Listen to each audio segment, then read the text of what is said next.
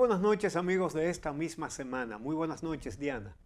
Muy buenas noches a todos. Hoy con muchos temas a tratar. Ha sido una semana cargada de informaciones. Así es. Por ejemplo, el Omicron, la nueva variante del coronavirus que está preocupando al mundo. Tenemos que hablar también sobre la situación de Haití y las medidas de República Dominicana, las críticas de la Comisión Interamericana de los Derechos Humanos y la respuesta de República Dominicana. Y el tema que más acaparó la atención fue el de la corrupción y la justicia. Así que de todo eso vamos a hablar.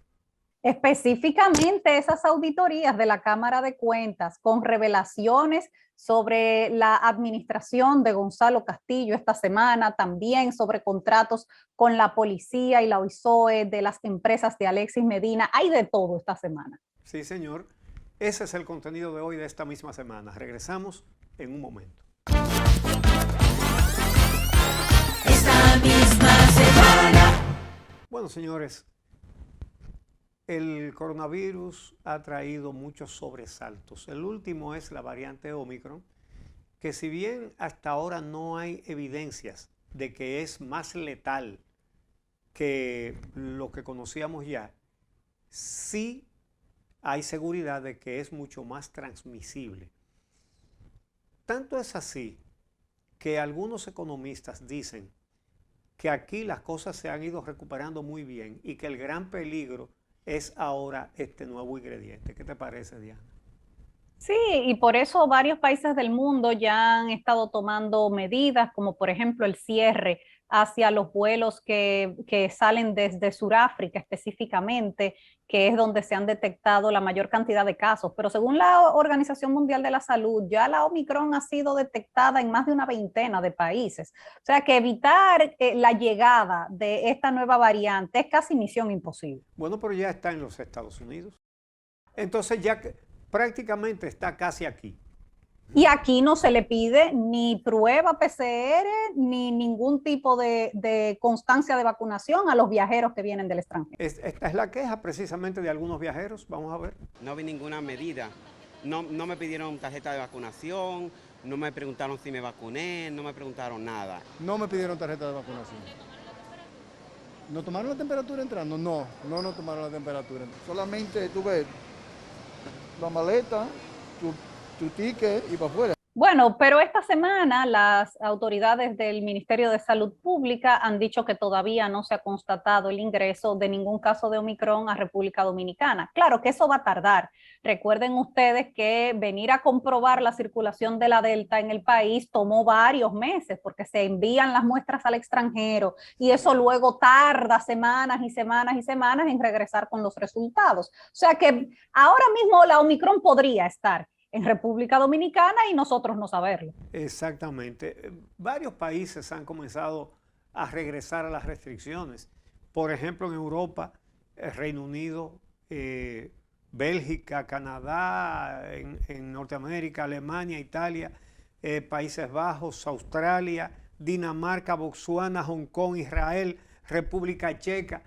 Todos esos países han estado. Pero mira, sin embargo, hay que decir que todavía la comunidad científica no tiene una posición unificada de si es pertinente el nivel de alarma que tenemos en este momento en el mundo con la Omicron. Y eso después de que la misma doctora que fue la que identificó y descubrió la variante en Sudáfrica, diera una entrevista a la BBC de Londres en la que decía que hay un pánico exagerado en este momento porque todos los casos que ellos han identificado en Sudáfrica, ninguno ha necesitado hospitalización. Sí, de todas maneras, puesto que es más lo que no se sabe que lo que se sabe, se han tomado medidas en algunos países. Aquí la Dirección de Epidemiología, Dirección General de Epidemiología, no ve mucho motivo para volver a las medidas restrictivas. Bueno, de hecho, el mismo presidente y la vicepresidenta que dirige el Gabinete de Salud esta semana dijeron que no se van a poner más restricciones para las fiestas navideñas ni después de las fiestas navideñas tampoco, que eso no está en los planes del Gabinete de Salud en este momento. Vamos a ver lo que dice la Dirección de Epidemiología. Hay una cosa que sí se ha identificado en los casos que tienen Omicron, que es la alta carga viral. Entonces, eso nos indica de que en personas no vacunadas esto puede convertirse en una cosa grave, vale decir, el hecho de que estar vacunado nos va a proteger por el momento. Y esta semana justamente se presentó un estudio que se realizó conjuntamente entre el gobierno dominicano, la Universidad de Yale, el Laboratorio Referencia y Profamilia, un estudio para determinar el nivel de anticuerpos que han desarrollado los dominicanos que han recibido una dosis de refuerzo después de haber recibido 2 dosis de Sinovac o 2 dosis de AstraZeneca, que es prácticamente toda la población dominicana, casi toda la población dominicana. Ese es el esquema de vacunación que ha recibido. Y los resultados son que el incremento de los anticuerpos cuando se recibe la tercera dosis, y lo midieron a los 7 días, a los 28 días y a los 70 días, es que aumentan en más de un 40%. Así que la protección del pueblo dominicano, de los dominicanos que se han puesto su tercera dosis, en este momento es muy alta contra el coronavirus y se mantiene por lo menos hasta que la midieron a los 70 días después de haberla aplicado, que son 2 meses y pico después, se mantiene todavía bastante alta la inmunidad ante el virus. Tú sabes que aquí hay muchos expertos de verdad en la materia. Bueno, hay unos cuantos. Y hay millones de expertos, entre comillas. Cuando se dispuso lo de la tercera dosis aquí, hubo críticas incluso hasta de dirigentes políticos. No, y de médicos eminentes también, ¿eh? Sí. Médicos eminentes también criticaron la medida y por eso era importante que se hiciera el estudio, porque realmente República Dominicana fue pionera en ese momento en aplicar la tercera dosis y además mezclando vacunas, porque era poniendo Pfizer después de haber puesto Sinovac. Obviamente que este estudio realizado con la Universidad de Yale de los Estados Unidos es muy importante, pero aquí se hizo un estudio también en el Centro Médico del Central Romana. Vamos a ver lo que dice el director de ese centro, el doctor José López Larrache. Yo me acuerdo que la expresión que usamos es: este virus tenemos que cuidarnos y protegernos como si esto fuera meningitis. Y gracias a Dios, hemos evaluado más de 32,000 pacientes, hemos ingresado alrededor de 380. Ningún médico de los que ha trabajado conmigo, incluyéndome yo mismo, ninguna enfermera, ni nadie de limpieza del trabajo, del grupo de trabajo, gracias a Dios estamos vivos, nadie se ha muerto. Vamos entonces a hacer una pausa y regresamos con el tema de las relaciones de Haití, la República Dominicana y la inmigración. Esta misma semana. Bueno, esta semana hubo muchas noticias alrededor del tema de la inmigración haitiana en la República Dominicana. La Comisión Interamericana de los Derechos Humanos hizo un comunicado en el cual exhorta, creo que trataron de ser cuidadosos, ¿verdad? Exhorta a los países a donde hay inmigración haitiana, obviamente este es el principal, pero no el único. Hay que decir que las condiciones que hay en Haití para vivir son cero y la gente se está yendo a donde puede. En Islas Turcos y Caicos se hundió una embarcación llena de migrantes haitianos y se ahogaron por lo menos 7. Sí, y a Sudamérica han migrado mucho también, específicamente a Chile y a Brasil. Y justamente de esos haitianos que migraron a Sudamérica fue que partió esa caravana hacia los Estados Unidos, desde donde también los deportaron. Y entonces le fue peor porque a los que agarraron los deportaron, pero a Haití. Una cosa que ya ellos estaban en Sudamérica, ¿no? Entonces, esto es un fenómeno que obviamente nos afecta a nosotros principalmente. En Haití, la gente que quiere tener expectativas de vida se va de ahí, porque ahí no hay ninguna. Entonces, aquí tienen un atractivo. Emplean esa mano de obra y muchos empleadores la prefieren. porque no pagan seguridad social. Eso lo hemos explicado muchas veces. No cumplen con la ley 8020. Pero nadie enfrenta a los empleadores porque son sectores de mucho poder. Es mejor enfrentar a los mismos inmigrantes. Y lo que hay que hacer con los inmigrantes no es enfrentarlos, es sacar a los que no estén documentados. Lo que no se puede hacer es violando derechos humanos, porque entonces lo que le estamos haciendo un daño a nuestro país y a la imagen de nuestro país en el mundo. Y de hecho el pronunciamiento de la Corte Interamericana de los Derechos Humanos viene específicamente por el caso de las parturientas haitianas. Ese es el punto que más señala ese pronunciamiento de la Comisión Interamericana de los Derechos Humanos, al que el gobierno dominicano dio una respuesta fuerte también. Sí, vamos a ver. Sin embargo, por enérgica que sea la respuesta del gobierno dominicano, todo se tira por el suelo cuando tú tienes pronunciamientos como el del director de Migración diciendo que él puede salir a sacar los inmigrantes ilegales hasta debajo de la cama. Ese tipo de pronunciamientos rompe con todo esfuerzo diplomático que se pueda hacer. Sobre todo porque el contexto en que lo dijo tenía el centro de discusión en el tema de ir a los hospitales a recoger mujeres que van a parir. Y para hacer valer los derechos de un país, las leyes de un país, no hay que caerle arriba a personas que están procurando o recibiendo atenciones médicas en un hospital.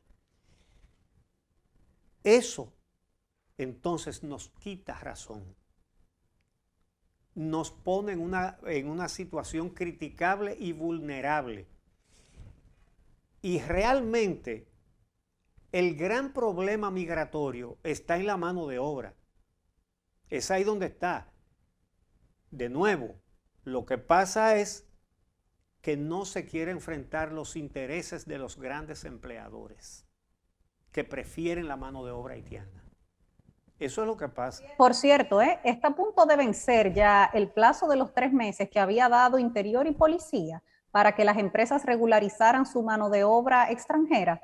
Vamos a ver a cuántos empezarán a someter tan pronto termine el plazo.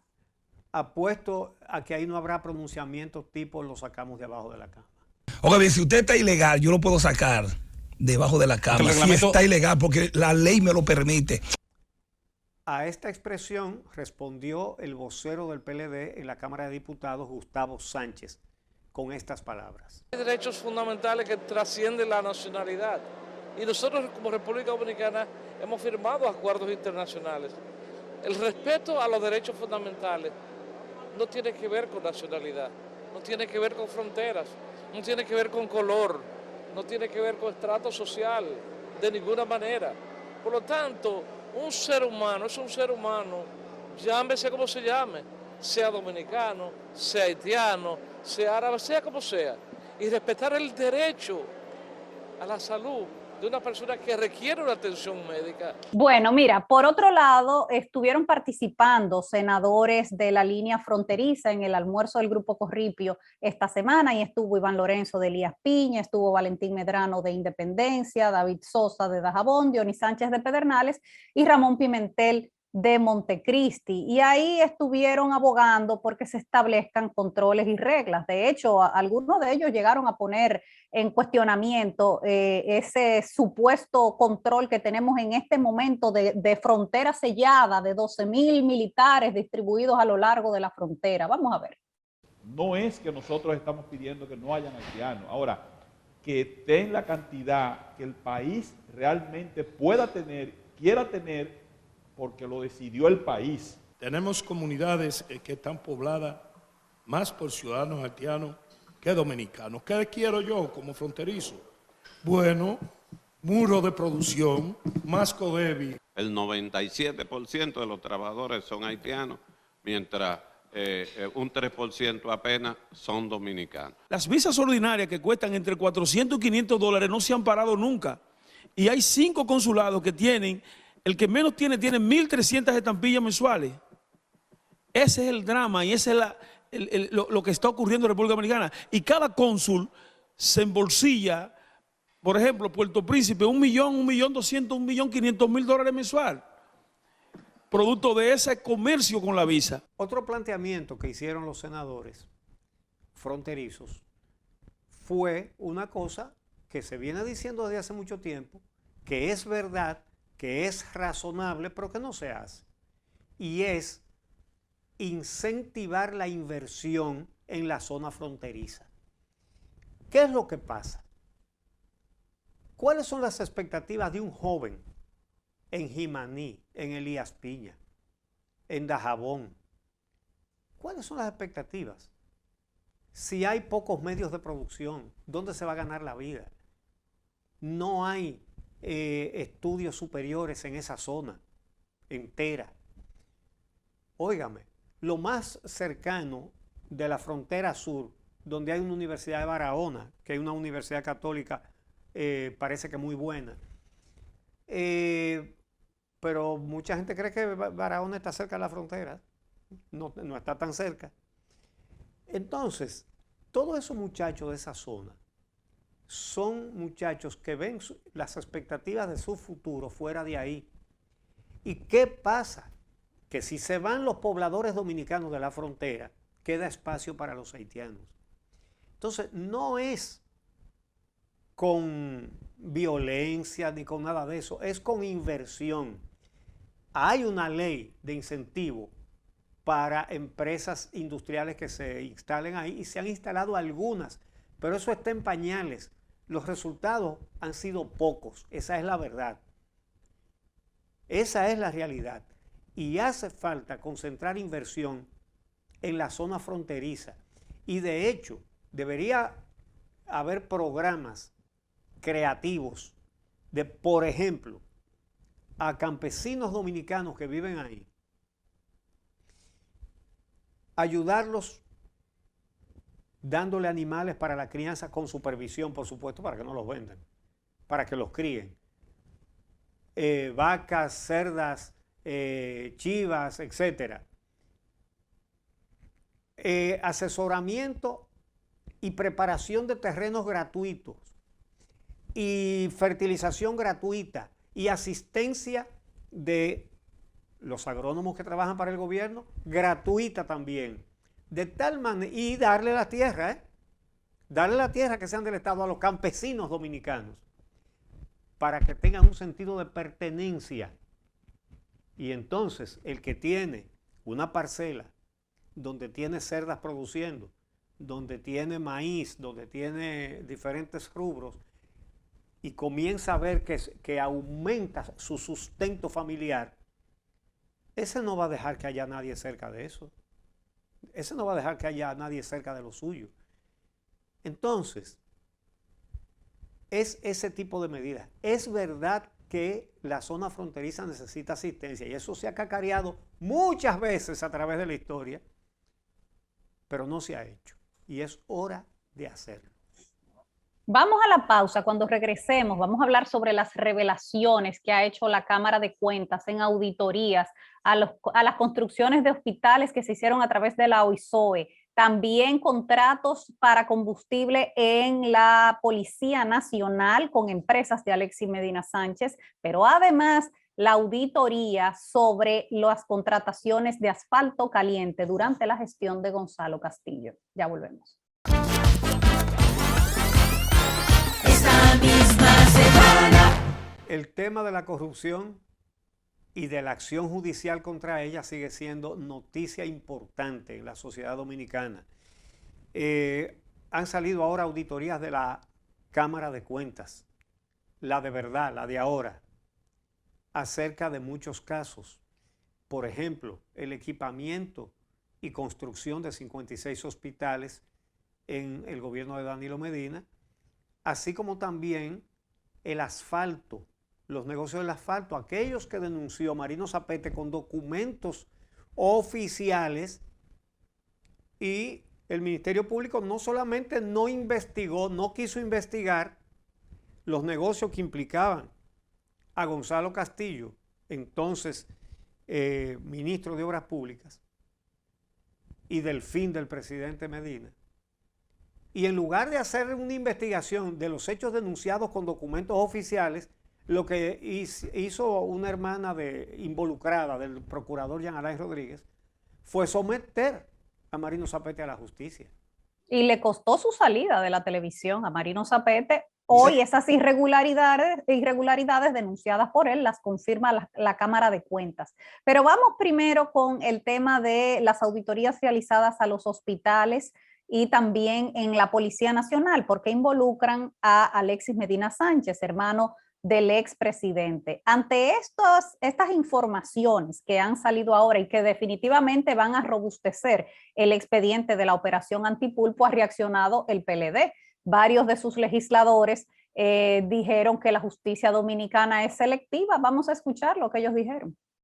Y como el Partido de la Liberación Dominicana es el principal partido de oposición en la República Dominicana, cada vez que el PLD va avanzando, cada vez que todos los fines de semana juramentamos nuevos miembros, pues eso es causa de preocupación en el gobierno del PRM, que no ha podido satisfacer la demanda con que llegaron a ocupar la posición del Poder Ejecutivo. Por lo tanto, nosotros esperamos que la justicia actúe por su lado, pero que no sea utilizada como un arma para socavar imágenes y para contrarrestar el avance de la posición política que es el PLD. Yo creo que el proceso de judicialización de la política es un proceso que se está viviendo ahora en la República Dominicana, se ha vivido en otros países como en Brasil, en Bolivia, en Ecuador, en Perú. Y lo que es importante es que la justicia actúe de manera imparcial, que no dirija su acción en contra de un determinado grupo político. No es verdad. Bueno, lo que sucede es que son unas posiciones muy difíciles de defender. Realmente, el PLD salió del poder y aquí todo el mundo sabía que había mucha corrupción y que esa corrupción estaba inmunizada, ¿verdad?, por todos los mecanismos de impunidad. Sin embargo, la gente no sabía que era tanto lo que se estaban llevando del Estado. Uno sospechaba que era mucho, pero no tanto. Y lo importante de todos estos expedientes que ha ido armando esta administración del Ministerio Público es que es con todas las evidencias. Entonces ahora estas auditorías de la Cámara de Cuentas vienen a ponerle la tapa al pomo a una investigación que ya de por sí era robusta del Ministerio Público, pero que ahora lo es todavía más con las auditorías de la Cámara de Cuentas. Entonces los PLDistas han estado reaccionando incómodos, hablando de que la justicia es selectiva, de que hay una persecución contra dirigentes del PLD, y hasta el expresidente Danilo Medina tuvo expresiones esta semana diciendo que a él no iban a avergonzarlo. Vamos a escuchar lo que dijo el presidente Danilo Medina. No solo cumplimos las obras que prometimos, sino que hicimos las que no prometimos. Hicimos más obras que no prometimos que las obras que prometimos. Ese es el PLD que yo conozco y ese es el PLD del que siento orgullo de pertenecer. A mí no me van a avergonzar como dirigente del Partido de la Liberación Dominicana. Bueno, puede ser verdad que él no se avergüence, porque la vergüenza la tiene cada uno, que la tiene o no la tiene. Es decir, eso no está en control de más nadie que de él, si se avergüenza o no se avergüenza. Ahora, los hechos que se están presentando, es bueno que se sepa que, por ejemplo, en la mafia que tenía en el cuerpo de seguridad presidencial, los generales que él tenía ahí y coroneles, todo eso es fruto de una investigación que tiene todo. Eso no tiene ninguna posibilidad, ni remota siquiera, de salir bien librados de eso, porque el Ministerio Público en sus documentos de investigación, mira, le averiguaron con la Superintendencia de Bancos y con todos los bancos comerciales del país, todos sus movimientos. Les averiguaron en la DGI, les averiguaron en la Tesorería, en la Seguridad Social, la Tesorería de la Seguridad Social. Les averiguaron, tienen todos los documentos, todas las transacciones. todos los testaferros que buscaron, con confesiones de los testaferros, no, eso no es mío, yo no tengo 4 pesos en los bolsillos. Pero usted tiene una villa y no, eso del general fulano. Entonces, encima, fueron y averiguaron quién pagaba los mantenimientos de esa propiedad y eran esos mismos generales, no eran los testaferros. Oye, pero eso es en el caso de los generales, que eran muy cercanos al presidente.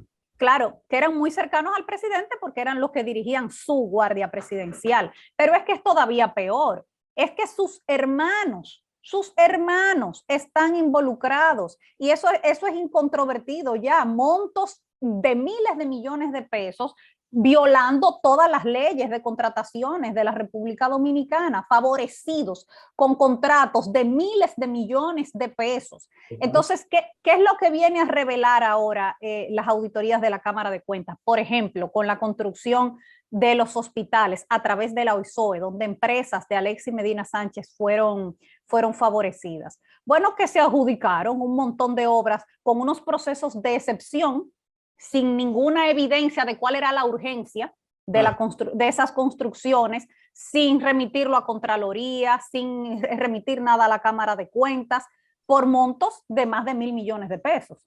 Sí, tanto en la construcción de los hospitales como en el equipamiento. Sobre lo del equipamiento, mira, hay detallitos como este. Órdenes de cambio de los equipos que modifican el objeto de los contratos. Por ese monto, la Cámara de Cuentas detectó 2.601 millones de pesos. Señores, 2.600. Pero no se alarmen todavía. En contratos que no se encuentran registrados en la Dirección General de Compras y Contrataciones Públicas, 1.127.8 millones. Es decir, casi... Oye, pero oye esto otro, desembolsos sin justificación a través del Ministerio de Hacienda por 1.016 millones de pesos. Contrataciones sin evidencia previa de certificación de la DGI y la TCS, eso involucra 4.629 millones de pesos. Incumplimiento de los principios que rigen las compras públicas. Ahí hay comprometido montos por 3.741 millones de pesos. Reconocimiento de deuda por suministro de equipos sin proceso de selección, 430 millones. Contrataciones sin evidencia de proveedores del Estado, 1.163 millones. Oigan cómo que van los millones, los miles de millones. Equipos reportados en las cubicaciones que no se verificaron en el levantamiento, es decir, la cubicación se mide lo que se ha hecho, cuánto cemento hay ahí, cuánto movimiento de tierra, etcétera, etcétera. Eso vale tanto. Ah, no. Páguenle tanto sin cubicar, sin calcular nada. Paguen tanto. Eso es todo. Entonces, pagos carentes de documentación soporte, 2.132 millones. Impuestos dejados de pagar a aduanas. 2.000 millones de pesos pagados sin soporte. Sin soporte de un papelito, de un documento. Exactamente. Impuestos dejados de pagar a aduanas, 2.978. Eso se refiere a los equipos de los hospitales. Porque se le cotizan a precio de mercado. Y el que lo importa para vendérselo al gobierno paga impuestos en aduanas. Ah, no, por eso lo quitaron también a lo de Alexis Medina, no pagaba impuestos. Es decir, ahí el Estado salió doblemente lesionado porque ahí dejaron de pagarle 2.978 millones, casi 3.000 millones de pesos. Yo nada más recuerdo los años que duró el patronato del Arturo Grullón pidiendo, desgañitándose, que entregaran los quirófanos y que pusieran el tomógrafo a funcionar. Sobrevaluación en pagos de equipos, 512 millones de pesos. Señores, recuerden que los hospitales estuvieron intervenidos, algunos por más de 6 años, algunos por más de 5 años. Esos eran los hospitales que estaba construyendo la OISOE. Con todos esos miles de millones de pesos que hoy dice la Cámara de Cuentas que están las irregularidades al pecho. Ese patronato de damas al que tú te refieres, Damas de Santiago, es una entidad para ayudar al hospital. Hacen actividades de recolección de fondos y todo eso para ayudar al hospital. Mantuvieron un estado de protesta. Oigan, ¿por qué? Porque estaban los tomógrafos y todas esas cosas ahí. Y pasaron años ahí y los quirófanos cerrados, cuando ese hospital, hay que decir que le hicieron, creo que fueron 14 o 16 quirófanos modernísimos, ¿eh? Pero pasó años cerrado.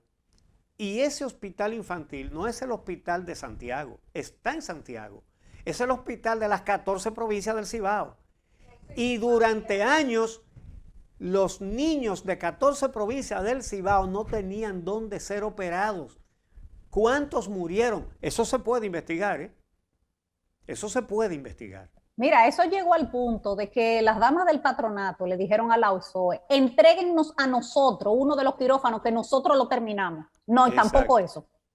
Así Porque el negocio era sobrevalorar esos equipos, como está diciendo la Cámara de Cuentas que se hizo. Entonces a ellos no les convenía que lo hiciera otro, eran ellos con su grupito. Entonces, uno de las depredaciones menos cuantiosas fue la de la Policía Nacional, pero es espectacular porque una empresa de Alexis Medina Sánchez le vendía el combustible a la policía. Entonces, la policía compraba 4 tipos de combustibles: gasolina premium, gasolina regular, gasoil premium y gasoil regular. Pero resulta que la policía solamente tiene 2 tanques para almacenar combustibles, uno de gasolina y otro de gasoil. ¿Y cómo es que compraba y le facturaban 4 tipos de gasolina? Si nada más, de combustible, si nada más tenía almacenes para 2. La explicación es que todo se pagaba como premium, pero era regular. Eso es todo. Eso es todo. Sí, Entonces, sí, pero además la Cámara de Cuentas en ese informe sobre la venta de combustible a la Policía Nacional dice que en una gran cantidad de esos pedidos ellos no pudieron constatar que eso se hubiera entregado, ni siquiera que se entregó el combustible. Así mismo, que es lo mismo que pasa con el CUSEP y con CESFRON. Digo, con CESFRON no, el otro, el CESTUR. Entonces, mira, el caso de las compras de AC30 para la pavimentación de calles y carreteras en la gestión de Gonzalo Castillo, que era el candidato, ¿eh? Porque no olvidemos eso, y en el periodo de la candidatura, incluso de la precandidatura, así fue que él venció a sus rivales en el PLD. Entonces, y que después los mismos perjudicados andaban haciéndole campaña. Entonces, fíjate, se pagó sin evidencia, dice la Cámara de Cuentas que hizo una auditoría de eso, se pagó sin evidencia 3.500 millones de pesos que fueron contratados sin hacer licitación. Casi nada. Pago de 359 millones 700 y pico mil, más que lo facturado. Se facturó de más 2.885.000 galones. De asfalto. Se facturaron de más. Sí, galones de asfalto. Pero oye, pagos de exceso al monto contratado, o sea, sin ninguna justificación, por 484 millones de pesos. Y pagos sin evidencia de certificación de la DGI ni la Tesorería de Seguridad Social, 423 millones. Porque una empresa de Alexis Medina no tenía que pasar ni por DGI, ni por Seguridad Social, ni por nada. Entonces, ejecución de contratos sin evidencia de poder especial presidencial, que era necesario. Contratos sin cláusula. Que muchos de esos contratos se hicieron utilizando un mecanismo de emergencia. Sí, sin haber ninguna emergencia. Sin haber ninguna emergencia. Entonces, por eso es que dice que no hay ninguna evidencia de poder especial presidencial otorgado para hacer eso. Oye, contratos sin registros en la Contraloría General de la República. Casi nada. Sí, eso era por la libre. De manera que dice la Cámara de Cuentas que los directivos de esa entidad no observaron las disposiciones constitucionales, reglamentarias y normativas de cumplimiento obligatorio de la Administración de Recursos Públicos. Entonces, la Cámara de Cuentas le envió esos resultados, como es de regla, a las pasadas y las actuales autoridades de esas entidades. Y ellos tienen que responder por eso. Gonzalo Castillo respondió y dijo que los registros sí están en obras públicas, pero la Cámara de Cuentas dice que los fue a buscar y no están. Sí, él dice que están y la Cámara de Cuentas dice no, no están. No aparecieron. Ellos hicieron la investigación y no están. Pues así son las cosas. Mira, todo esto tiene una significación política, de lo cual hablaremos en el próximo segmento. Esta misma semana. Bueno, señores, todos estos temas de la corrupción y de la acción judicial actual, con el actual Ministerio Público Independiente, con la actual Cámara de Cuentas Independiente, tiene una significación política indiscutiblemente.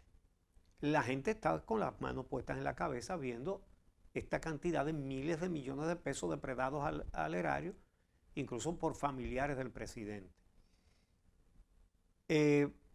Eso apunta a un descalabro. Y si no es un descalabro, por lo menos una merma importante de simpatías hacia el partido que gobernó durante 20 años, 16 consecutivos. Difícil desacreditar a este Ministerio Público. Dicen, persecuciones selectivas. No. De hecho, el encargado de la Embajada de los Estados Unidos en la República Dominicana, el señor Robert Thomas, encargado de negocios y como tal, encabezando la embajada hasta que llegue el nuevo embajador, en una semana hizo 2 pronunciamientos similares diciendo que el gobierno de los Estados Unidos reconoce la lucha contra la corrupción de las actuales autoridades, la independencia del Ministerio Público, de los órganos de control, en eso supongo que está incluido Cámara de Cuentas y todo eso, y dice que el presidente asumió compromisos, dice él, audaces y ha dado pasos prometedores para su promesa de más transparencia y lucha contra la corrupción. Dice él, y lo cito textualmente, las autoridades dominicanas han investigado la corrupción y han detenido a personas implicadas en fraudes y manipulaciones, incluidos altos funcionarios que antes se consideraban intocables, así como a legisladores implicados en el tráfico de drogas, incluidos algunos de su propio partido. Refiriéndose a los legisladores del PRM que han sido involucrados en casos de narcotráfico. Pero todo esto no fuera posible si no estuvieran donde están las actuales autoridades del Ministerio Público, encabezadas por la magistrada Miriam Germán Brito, que justamente esta semana participó en la Cámara de Comercio de la República Dominicana como oradora principal. Y ahí se refirió a varios temas, incluido el tema de si ella ha recibido presión por parte del gobierno dominicano y del presidente Abinader para los casos de corrupción que ellos están llevando. Vamos a escucharla. Fuera mezquina si no reconociera que el presidente Abinader conmigo nunca ha pretendido conducirme en nada. No he recibido de él un recado, no me ha comunicado ningún interés suyo y eso es una cuestión inusual entre nosotros. Es difícil hacer una campaña contra eso. Son investigaciones bien hechas, no como las que se hacían o se dejaban de hacer antes. Son realidades incontestables, Diana. Así mismo. Bueno, hemos llegado al final de este programa. Nos vamos a encontrar nuevamente el próximo sábado aquí en esta misma semana. Uchi Lora, Diana Lora, una servidora para ustedes. Tengan buen fin de semana.